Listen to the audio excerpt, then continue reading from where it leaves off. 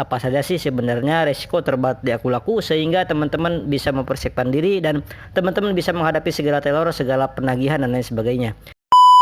Nah, jika teman-teman saat ini masih ada tanggungan atau tunggakan ataupun tagihan di Akulaku yang menyebabkan teman-teman telat bayar di Akulaku atau gagal bayar di Akulaku, yang pertama, jika teman-teman telat bayar atau gagal bayar di Akulaku, pasti ada konsekuensinya, yaitu denda ya teman-teman, baik produk pinjaman paylater ataupun pinjaman tunai, yaitu seperti dana cicil. Kemudian pinjaman tunai itu tetap akan ada bunganya teman-teman ya.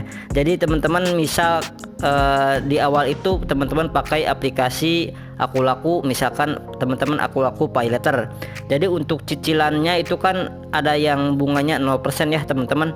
Nah, itu teman-teman tetap akan dikenakan denda jika teman-teman terlambat membayarnya. Itu sudah pasti ada dan ada nilai maksimumnya. Jadi jika teman-teman itu mungkin hutangnya 2 juta, jadi 20 juta itu enggak ya teman-teman, tapi maksimal itu menjadi 4 juta, jadi 100% dari pokok pinjaman.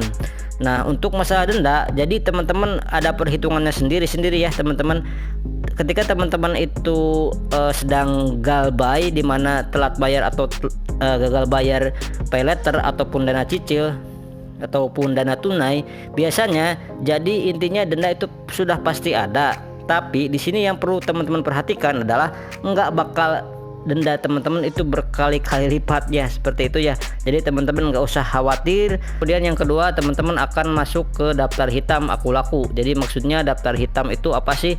Jadi itu seakan-akan jika teman-teman itu misalkan mempunyai atau membeli sebuah barang di Akulaku, banyak produknya paylater, terus teman-teman itu ada pinjamannya atau dana cicil, maka teman-teman nggak bisa mengajukan misalkan pembelian barang dan lain sebagainya kalau daftar hitam. Terus kemudian kalau BI checking juga teman-teman nanti akan bermasalah, dimana nanti ketika teman-teman gagal bayar atau telat bayar selama 90 hari itu akan masuk ke daftar hitam atau di blacklist oleh BI checking atau Slick OJK. Seperti itu ya teman-teman, tentang resiko gagal bayar dan telat bayar di Shopee Paylater dan Shopee Pinjam. Saya yakin di antara teman-teman yang mengalami hal serupa dan mendapatkan beberapa ancaman, seperti teman-teman akan dibawa ke jalur hukum, kemudian mendapatkan somasi yang paling terakhir yaitu panggilan surat sidang perdata.